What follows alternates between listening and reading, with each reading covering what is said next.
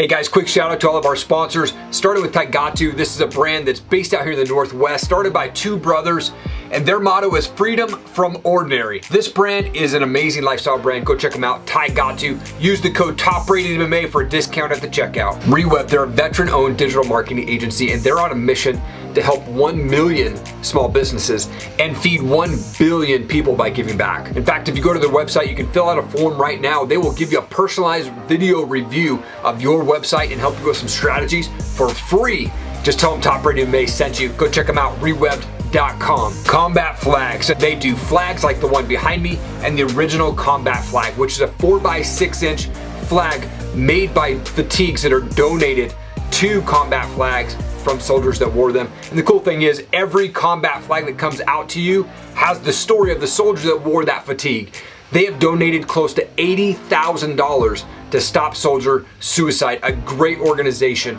Go check them out, Combat Flags. Rep Sports. Look, this is not your typical supplement store. These guys have everything and they taste great and it's good prices. Protein, weight loss, muscle build, pre-workout, you name it, they've got it. Plus, they're the makers of Raise Energy. Like I said, go check them out. Rep Sports at topratedmma.com. Use the code TOPRATEDMMA for 15% off your order and go order them today. Zachary, you're a husband, father, you're the founder of Underdog Empowerment, entrepreneur, tons more. Thank you so much for taking time, man. I appreciate it. Dude, Eric, what's going on, man? I'm excited to be here, man. Yeah, absolutely. I like to start my shows up by going back a bit. Where'd you grow up? What was childhood like for you?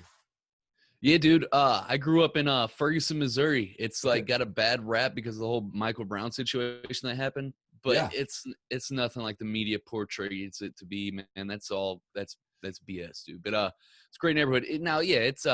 It's lower middle class, borderline lower class, but still good people there. You know what I mean? Yeah. Grew up there, though. I didn't have a father figure, and I was raised by my mother. She was incredible, dude. She always had my back no matter what. Nice. And childhood was cool. I just never went to school or nothing because I guess I'm an entrepreneur to the core, and right. I can't get excited about stuff that just doesn't excite me. You know what I mean? Yep. Yeah, absolutely. Well, I kind of flash forward a little bit. You were in prison for over 5 years, released on October 2nd, 2014. What was the first thing that you did when you got out? And what was that transition like from you going from that prison life to being a free man? Yeah, dude. The first time I got out, before that was more of a transition because it was my first time coming home from prison after being away. And I had just did over 4 years. The second time I did 8 months, but that 8 months felt like twice as long as that 4 years because I had went away just 20 days before my twin sons were born. Right. So the very first thing I did that time on October 2nd, 2014 is we grab a bite to eat on the way home because it was like a 6-hour drive. But then once I went straight home to see my kids for the first time. So that was pretty awesome. Yeah. And you end up doing network marketing for like 2 years. You weren't really successful at that. You decided to kind of be this life coach guy and people didn't really take you too seriously, right? And then you launched Underdog Empowerment. You get this guy, Billy Jean, on your show. Your show kind of takes off there. I mean, why did you keep fighting through those failures and what made you decide to start the podcast? Yeah, dude. I love that, man. You know what, man?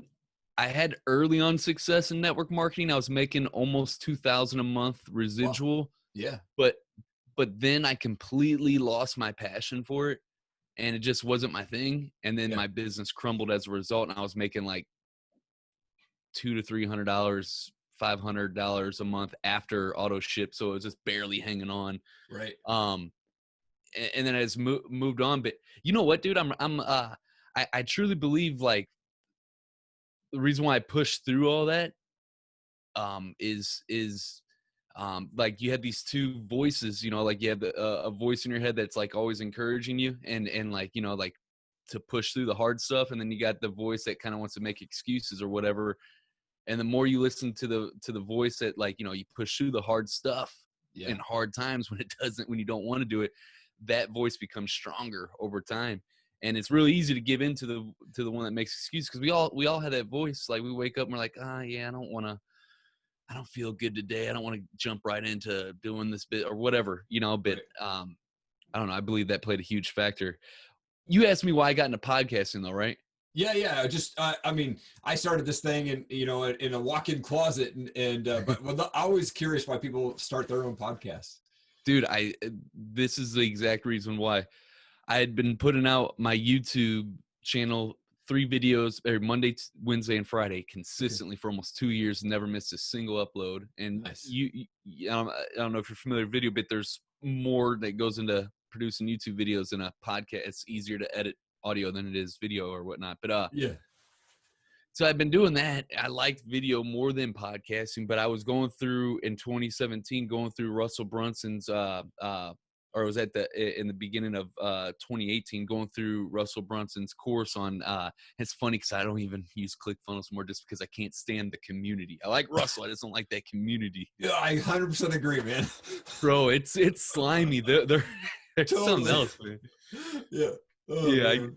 I can't do it. But Yeah. but anyways, at that time though, I was in his funnel hacks masterclass, and he was telling the story in one of the modules or videos in there, and he was telling the story of one of his clients that was having a real hard time, with opportunities and networking with people. And then he launched his podcast, and all these opportunities just opened up for him. And at the time, dude, I'm anytime I tried to collaborate with anybody, any entrepreneur, everybody was just laughing at me. I was just this ex-con turned entrepreneur afterthought that nobody gave the time of day to. Right. And I was pissed, dude. And so I was like, all right, whatever, dude, I'll start a podcast. And I started the podcast, got it ranked on day 3. And like you mentioned, had Billie Jean on the next week. And it's just been an upward spiral of momentum ever since, man. Man, I love it, dude. I started this thing in 2017, and like I said, like similar to you, I had no idea about podcasts, and I just didn't even have a space. Like I said, I did the first 100 episodes in a walk-in closet, and then decided, oh, maybe I should put some lights in and upgrade the camera and actually look at the camera when I'm doing the shows, right? But your show, you had Les Brown on your show recently, man, and he's like a guy that I like, my virtual mentor. I love that guy, man. And one thing that you mentioned on that show with him, and hopefully I'll have him on my show sometime. You mentioned this story when you were on the podcast with him, that some guy hit one of your twin boys and fractured his skull, actually gave him hemorrhaging in his skull. I mean, you wanted to, probably still do want to kill that guy. I would too. Well, how have you been able to deal with that, man? Dude, that is like, I'm not going to sit here and try and act like something that I'm not. I haven't forgiven that dude, and I still want to kill him. And I still have feeling like I visualize like gouging his right eyeball out and then making him with his left eyeball watch me eat his right eyeball, like deep evil thoughts like that. Yeah.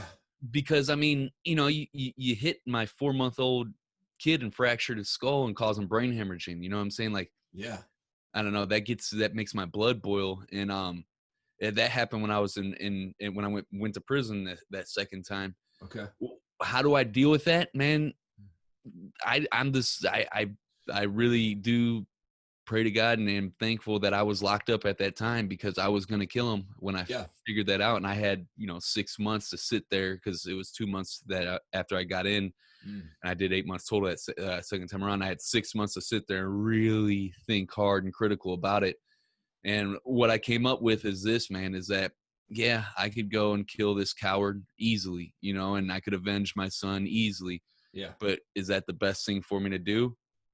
No, it's not. I wouldn't be in my kid's life. I wouldn't be, they wouldn't have a dad no more, and that's literally the only thing that keeps me from going out and finding that dude, because just like all these child molesters and child abusers, they get a little slap on the wrist, bro. They get probation. I called it out when he was going across, like, they're going to give him probation. It's like they do everybody else. Now don't get me wrong, dude. I got a 7-year sentence. I did over 4 years flat the first time, and over 5 years total altogether. For stealing a motor vehicle, escaping from custody, stealing a burglary first, doing a lot of dumb stuff, and I deserved every bit of it. But you mean to tell me that people that abuse kids or sexually molest kids, rape kids, don't deserve to be brutally tortured and locked up for the rest of their life? I mean, there's no justice in that, if you ask me, man. It's sick, dude. How's your son today? Yeah, he's fine. He's perfect, actually. Good. Like, nobody's perfect, but there's nothing you can't. I don't think there's any damage done. He's very bright. We're actually tomorrow we're going up to set up our lemonade stand again, like we've been doing that all summer. Come on.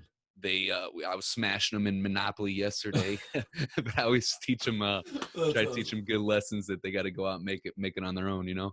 Yeah, but you've had some amazing guests on your show, from Grant Cardone to Ryan Stewman, Evan Carmichael, Kevin Martin, even Dean Graziosi, tons more. Was there something that any of those guys said to you that made the biggest impact on you?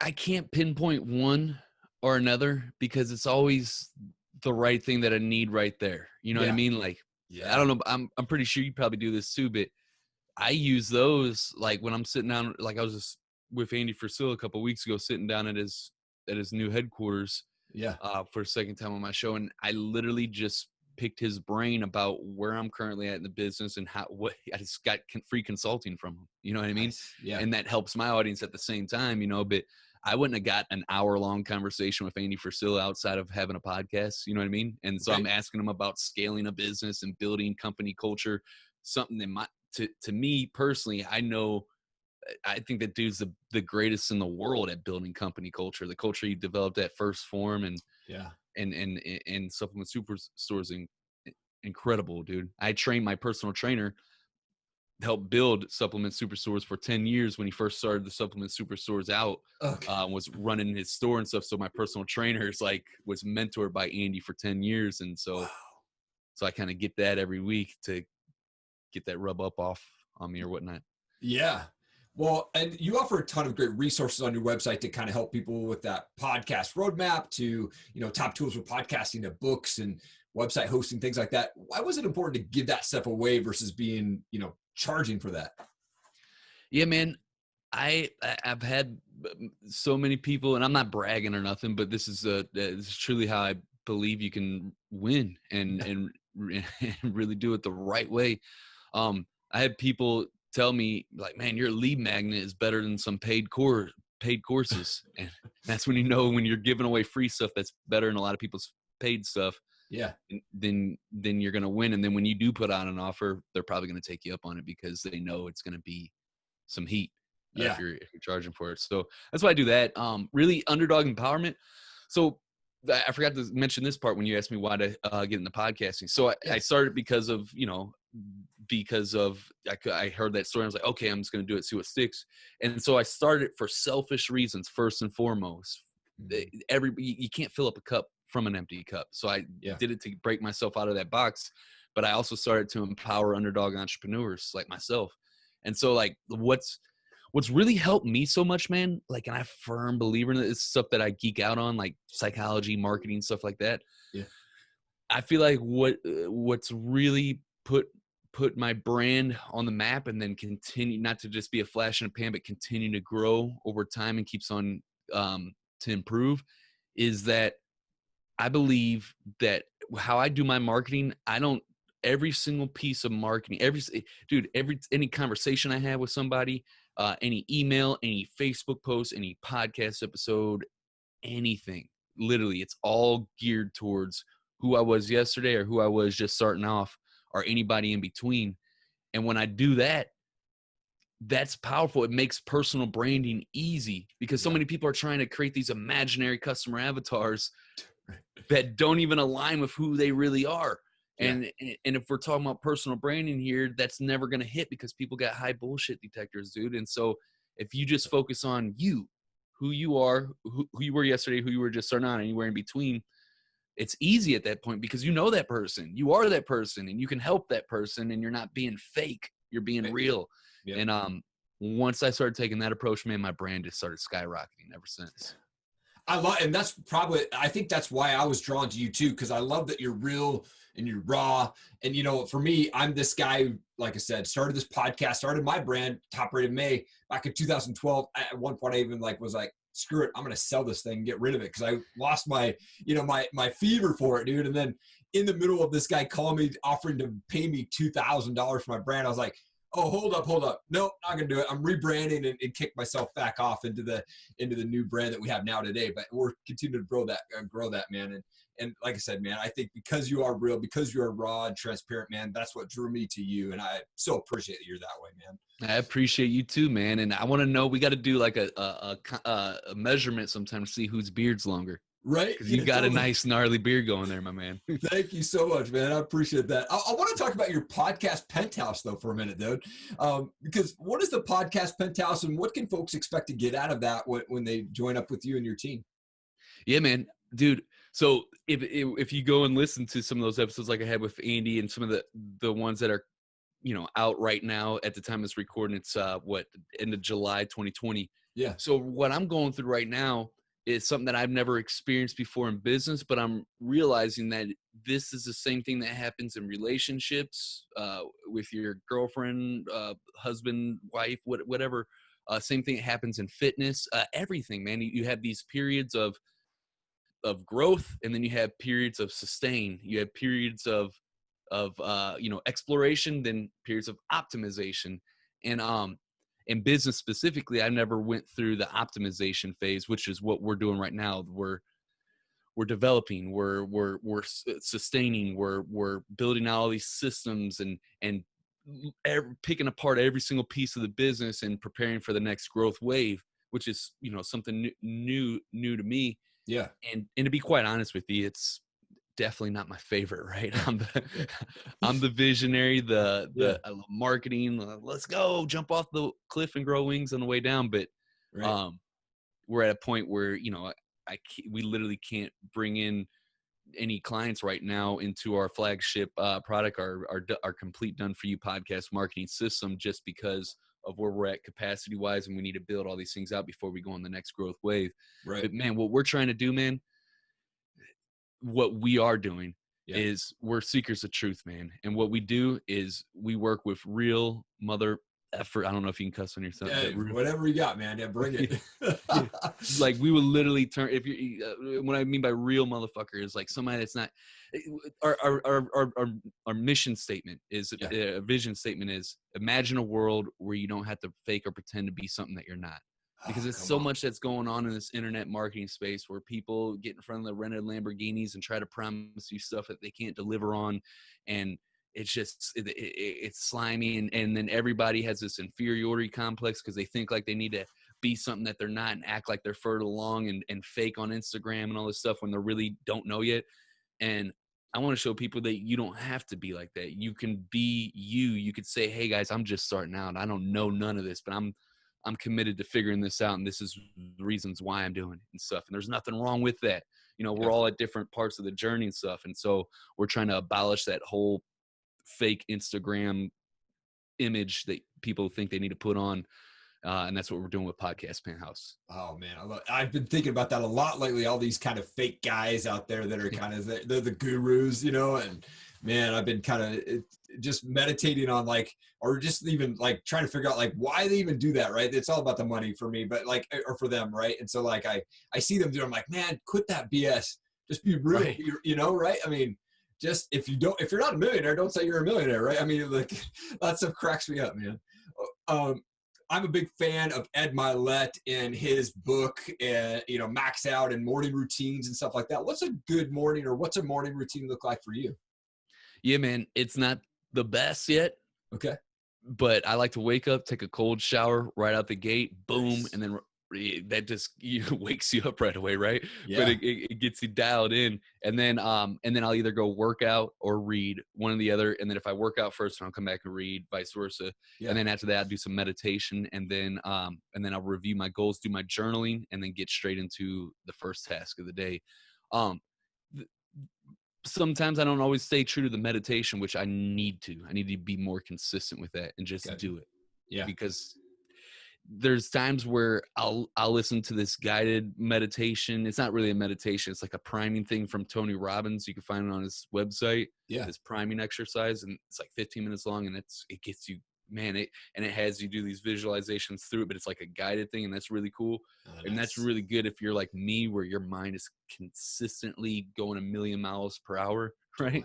Yeah. But then I also like to mix it up where some days where I don't do that and I just sit there quietly, and for me, I have to just sit there and think of nothing but as I'm breathing in, say breathe in, and I'm thinking about that, and then breathe out, or else my mind will just wander. And so I just have to concentrate on my breathing in order to get some good benefit from it.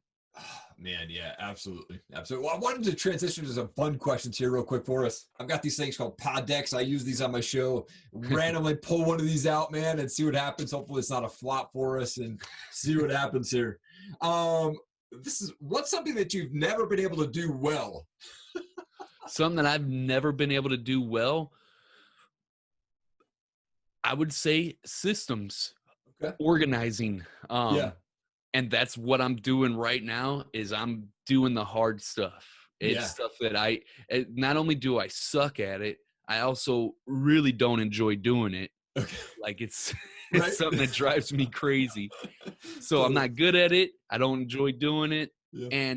And yeah, I could just like do like the whole delegation thing and whatever. No, like I'm the leader of this company, man. So I'm reading read Traction, Rocket Fuel, just finished Clockwork, and getting into the 1 Minute Manager, or the new 1 Minute Manager, and all these different books that are on systematizing and management and processes. As I'm going through and doing this with our COO, to really just at least I'm not going to continue doing it. I'm not going to be the operations guy by far, but I'm going to have a deep understanding of the operations of our business, know every single piece of it inside out, and I'm gonna have a great appreciation for it, and for the guy that does, for Tony that does do that in our business.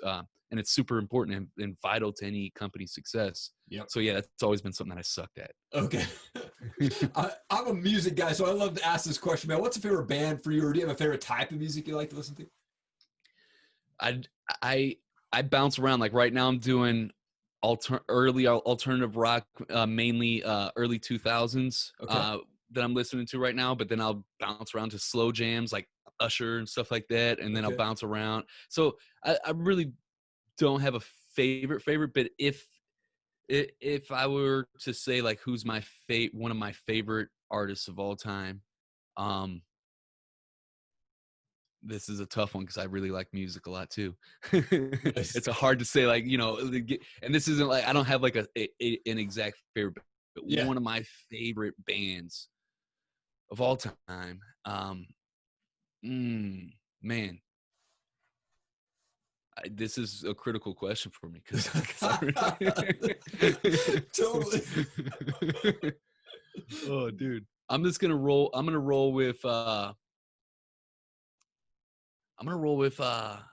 something off the wall, Offspring, man, just because they're super underrated. Right. Really good band. Great band, yeah, man. super underrated too, man. I think I saw them like 97 or 96 at an outdoor amphitheater, man. Those guys were freaking badass, man. I love those guys. I've seen them in outdoor too. I live right by the St. Louis amphitheater here in St. Louis. It's where like they do Point Fest and all that stuff. And I got to see them at Point Fest years ago.